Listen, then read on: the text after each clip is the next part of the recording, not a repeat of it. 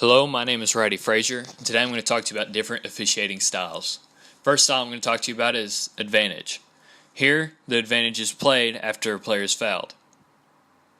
As you can see, the blue player loses the ball, but then it drops to another blue player. Number 10 fouls the guy, but here the blue player picks it back up, so it's considered advantage. This is a time when disadvantage was played.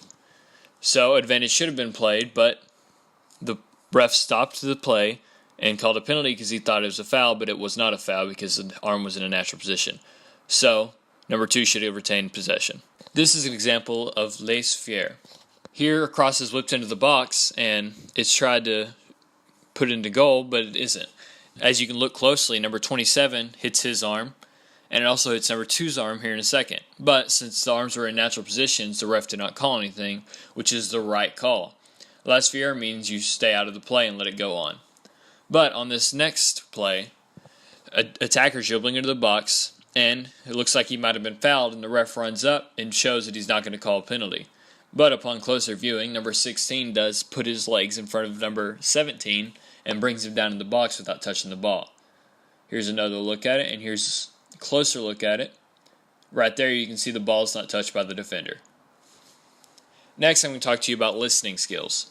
Here in West Germany versus Argentina, the ball is played in the box and the attacker is brought down by the defender, and the ref doesn't listen to anybody, he just points straight to the spot. But upon further viewing, you can see the defender, as he's sliding in, gets to the ball, so maybe the ref made an error, but he didn't listen to anybody about it, including his assistant ref. In this situation, though, a player knocks the ball into the net with his hand.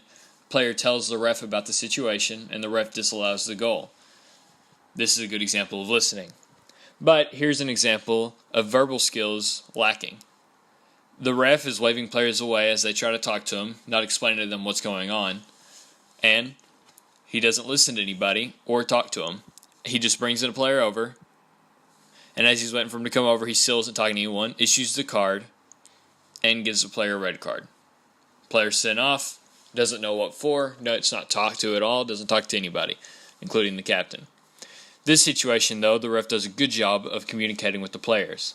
He has to give a yellow card to this player, and it ends up being a red, and that's because of something he did, and as number 6 is talking to him, you can see the ref tells him to go away. The player doesn't, comes back up, the ref gives him a yellow, and the player comes back, he gets a second yellow and a red. In this situation, the ref's in a good position. As you can see right here, the player's brought down, the ref's there immediately, sees the play, points for the penalty. If the ref hadn't kept up with the play and stayed in his original position, he might have not seen the penalty and it would have been a bad position. Like the ref in this clip where the refs were in a bad position. There's a ref right there by the corner flag where the corner is whipped in and the ball's bouncing around the box and it seems like it might be a goal from this angle. But as you can see, the ball was kicked out. The ref's actually right there and can't see the ball.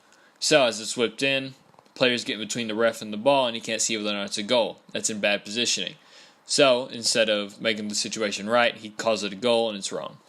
In this play, the ref makes a bad decision. As you can see, it's a goal and the play's not stopped. It continues to go on because the ref didn't see it. So if he would have worked with his fellow officials, he could have seen that ball was actually going into the goal, as is shown in this clip. But he didn't talk to any of his fellow officials. And lastly, in this clip, the ref does a good job of talking to his officials. You can see the attacker player, the red player, looks like he might be in an offside position, and he dribbles forward, and it's scored. But since there was room for obvious error, he talks to his assistant official and the VAR official, and they both determine that he's in an onside position.